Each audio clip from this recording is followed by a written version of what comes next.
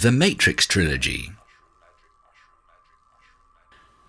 It is best to have watched this movie first, but you can also watch the movie after, as they help you pick up on the little things. The rabbit hole scene. The rabbit hole Morpheus tells Neo about is a metaphor for the journey Neo is about to take. The most memorable thing about the rabbit hole is Alice falling. Neo is going to feel like he is falling through a new world until he hits a hard landing. He is going to go along with things that he does not fully understand, feeling like there is nothing to grab hold onto. This is because he cannot grab all the concepts of this new world. The hard landing is the fact that he is too old to be pulled out of the Matrix, and he must deal with that fact. In the training session, the fight between Morpheus and Neo, Morpheus asks Neo, "Is that air you're breathing?"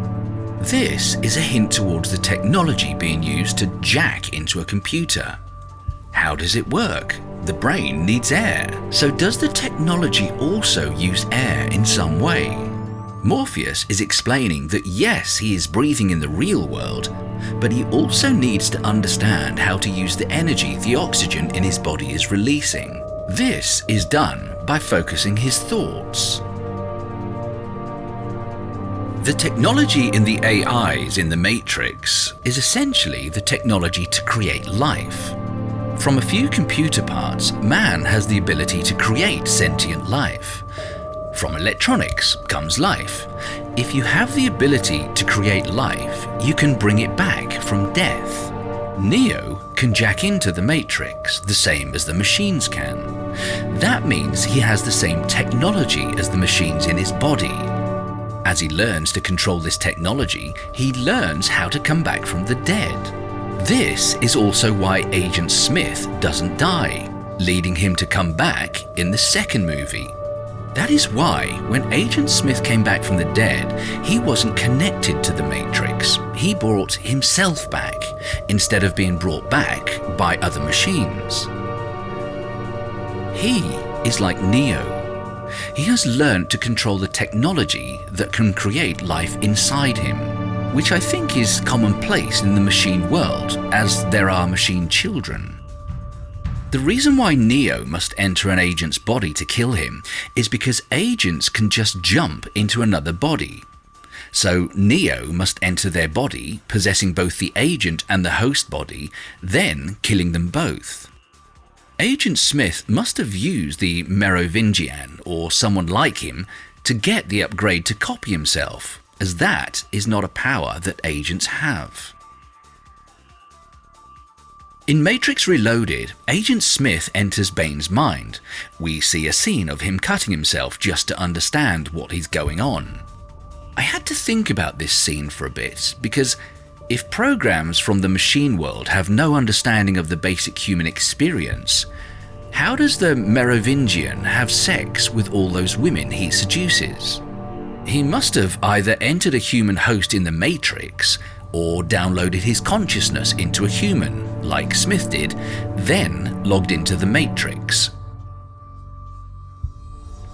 The ending of Revolutions was not really explained well.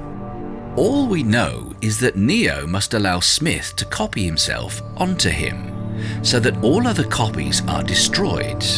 Now, this might get a little bit complicated, so just hold on.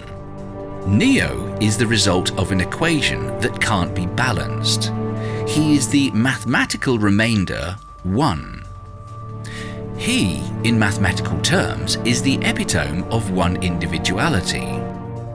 Let us remember that the machines, by nature, are a collective.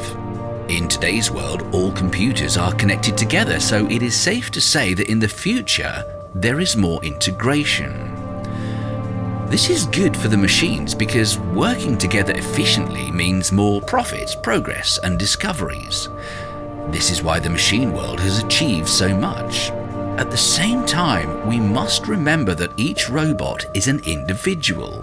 The machines were born into the internet, so it is harder for them to be on their own. This is why it was so easy for Smith to copy himself so much. He was just going along the next logical step of machine evolution, to be one.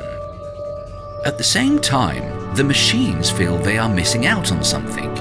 They yearn to be more individualistic. But what is the most efficient way? The most efficient and powerful way to build programs of individuality is to base them on the one himself, brainwaves, attitude, and so on. They must have had a program ready for this specific event, most likely created for the predecessors who could not complete the program individual. That is why, without preparation, the robot was able to download a program into Neo when Smith had copied himself onto Neo. They needed Neo's individuality. Also, at the same time, they needed all machines to be under the same possession, so the program could be released to all machines at the same time.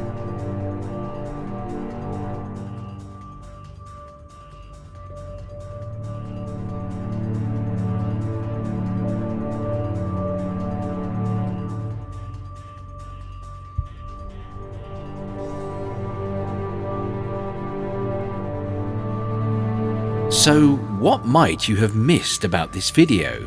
Read description below. Thanks.